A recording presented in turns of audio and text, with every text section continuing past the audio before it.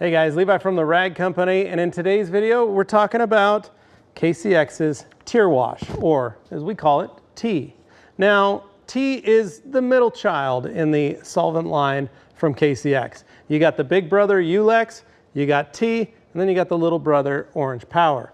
Basically, T is designed to be safe on interior plastics. So if you've got those old Garmin units, if you're a detailer and you get those cars from a dealership that they've removed all the aftermarket accessories, or maybe you used to have a dash mat that had some Velcro and you've got the glue still left, or maybe your kids have put sticker residue all over the back of the car and you've peeled all those stickers off because you're trying to sell it, but there's still a lot of glue and residue left.